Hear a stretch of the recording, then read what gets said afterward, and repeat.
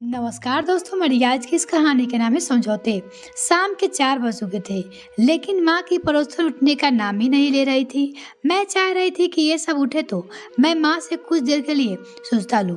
बातचीत जो भनक मेरे कानों में पड़ रही थी, उससे मैंने अंदाजा लगाया कि ये सब माँ को टटोल रही है कि मैं अब तक यहाँ क्यों जमी हुई हूँ, अपने घर क्यों नहीं जाती। वो जानती है इन औरतों के जाने के बाद माँ को सिर में तीर दर्द शुरू हो जाएगा और वही सिर पे बाम लगाकर लेट जाएगी। पिछले कुछ दिनों से यही सब चल रहा था। माँ इन औरतों को कुछ कह नहीं पाती और ना ही मुझे वो खुलकर बात कर पाती, बस मन ही मन घुटती रहती।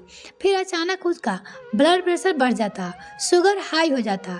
माँ की ऐसी हालत देखकर मेरा मन दुखी हो जाता। आखिर उन्हें दुख देने की मैं यहाँ आई नहीं हूँ, बल्कि मुझे तो पूरा विश्वास है कि वो मेरा कॉन्फिडेंस और स्वाभिमान की तारीफ करेगी, जिससे मुझे मॉरल सपोर्ट मिलेगा। लेकिन मैं तो देख रही हूँ कि वो दिन बे दिन टूटती जा रही है।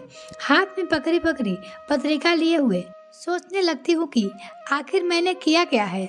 माँ ने खुद कौन से कम दुख झेले हैं।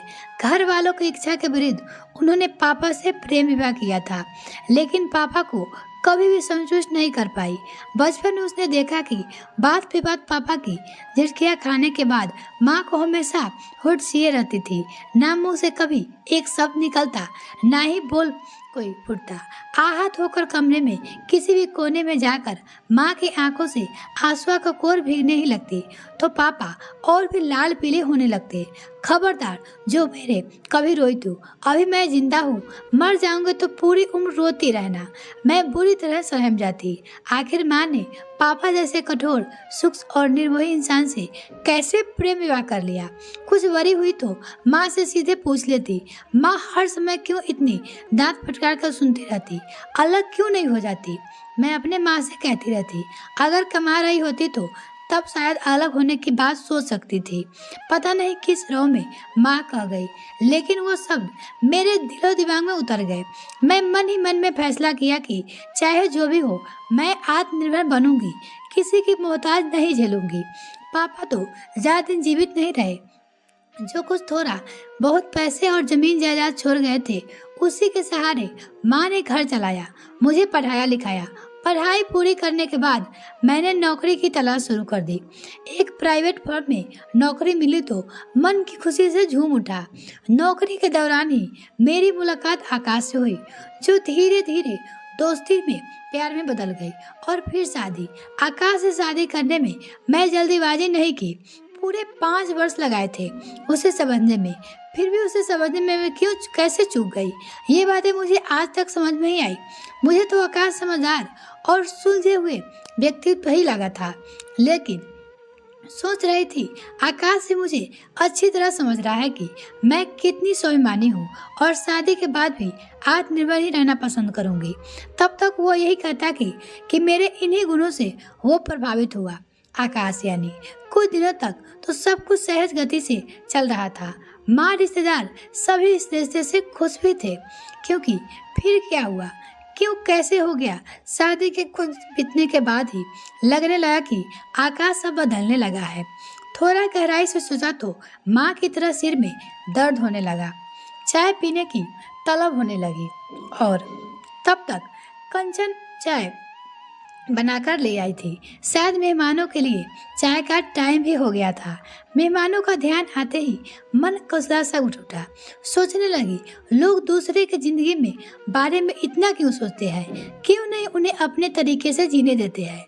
मैं तो आकाश से भी स्पष्ट शब्दों में कह दिया था कि मैं तो अपनी कुछ इच्छाओं को किसी के साथ बांट नहीं सकती, आकाश के साथ भी नहीं। लेकिन ये औरतें, आकाश को जब पहली बार प्रमोशन मिला तब उसने मेरी नौकरी करने पे आपत्ति जताई। तभी से हम दोनों के बीच में अनबन शुरू हो गई थी। मैंने अपना पक्ष रखा, ठीक है, तुम्हारी तनख्वाह घर की जरूरतों को पूरा करने के लिए काफी है, लेकिन मैं भी पढ़ी लिखी हूँ, घरेलू महिला बनकर जीवन नहीं जी सकती थी, क्योंकि वो नौकरी छोड़ना नहीं चाहती थी।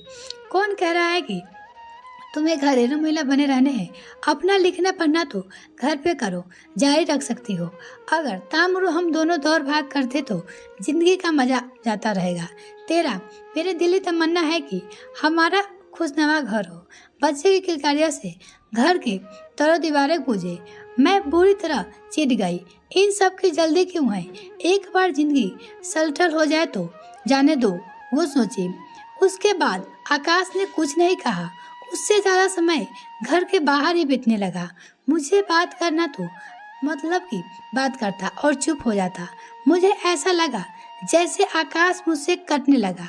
रोज रोज के झगड़े का कोई हल निकालना दिख ही नहीं रहा था। हर दिन बहस होती। उस दिन मेरा बर्थडे था। घर का माहौल खुशनुमा बनने के लिए, शायद मुझे खुश करने के लिए, आकाश एक भारी सा सूट ले आया अपनी पत्नी के लिए। मैं देखते ही चिढ़ गई। इतना भड़कीला और चटकीला सूट! तुम जानते हो मैं ऐसे गहरे रंग पसंद नहीं करती, तो क्यों, क्या हुआ? कभी मेरे पसंद के कपड़े भी पहन लो, कभी मेरी मर्जी से भी सज लो। आकाश यानी अपनी पत्नी से कहा। आकाश, मुझे भी किसी के दबाव में रहना पसंद नहीं है, वो बोली। यह क्यों कहती हो कि तुम्हें किसी की इच्छा अनुसार से कोई परवाह नहीं है? जब भी मैं कुछ कहता हूँ तुम्हारा ईगो सिर पे चढ़कर बोलने लगता है। ऐसी झपड़ी रोजमर्रा की जिंदगी का हिस्सा बनने जा रही थी। मैं कहाँ तक झुकती समझ नहीं पा रही थी। उन्हीं दिनों में मुझे किसी ने बताया कि आकाश का एक अपने स्टोरी से अफेयर चल रहा है। टूर पर उसे अपने साथ ही ले जाता है क्योंकि उसका पति का अफेयर चल रहा था। तभी इतने दूर बढ़ गए। शक का कीड़ा मेरे अंदर कुलबुलाने लगा। उसके हाव भाव बोलचाल में बदनीति की बू आने लगी थी। आकाश के घर पहुंचते ही मैं उस पर परस पड़ी। अगर इतनी ही अच्छी लगती है तुम्हें अपनी स्टोरी, तो शादी क्यों नहीं कर लेते? उसे टूर पर जाने का बहाना क्यों करते हो? उसने कहा। करूँगा, जरूर करूँगा। जब तुम्हें मेरी कोई चिंता नहीं है तो मैं कुछ भी सोचूंगा। हाँ, उसके पति आकाश ने बोला, क्योंकि वो दूसरी शादी करना चाहता था। सिर्फ सोचने से कुछ नहीं होता मिस्टर आकाश, स्वीकार करने का फैसला भी रखना पड़ता है। तभी आकाश का ट्रांसफर कलकत्ता में हो गया। पता चला वृंदा भी उसके साथ जा रही है, यानी वो भी तो मुझे अपना घर व्यवस्थित करना है, क्योंकि उसका पति अब अलग रहना चाहता था। आकाश के शब्द उस दिन तीर की तरह चुभ गए थे उसे। दूरिया अपना चरम पर पहुंच चुकी थी। ऐसा लगा जैसे वो अभी भी मुझसे कह रहा हो कि तुम नहीं, कोई और सही। उस दिन मैं छुट्टी लेकर माँ के पास आ गई। माँ ने कई बार मुझे समझाने की कोशिश की, लेकिन मेरा मन तो अपनी ही जगह पे खड़ा रहा था। मैं माँ से साफ कह दिया, मुझे आकाश के साथ नहीं रहना। फिर मैंने वकील से मिलकर आकाश के पास नोटिस भिजवा दिया। माँ का मन उसी दिन से अशांत रहने लगा। वो हर दिन कभी प्यार से, कभी फटकार करते हो, कभी मनुआर से अपना राग अल्पाती। लड़कियां को एडजस्ट करना ही पड़ता है। थोड़ा सा झुक जाती तो कम से कम तालाक की नौबत तो ना आती। आखिर उस स्टोनर ने भी तो मुझे पटा ही लिया ना, वो कही। और मैं उन्हें चुप कराने की कोशिश करती तो, लेकिन माँ को समझने का मेरा हर प्रयास विफल हो जाता। एक के बाद एक मेहमानों माँ से विदा कर अपने बेटे लौट आए। सिर्फ मैं ही थी जो घर पे माँ के साथ बैठी थी। एक दिन अचानक आकाश का फोन आया।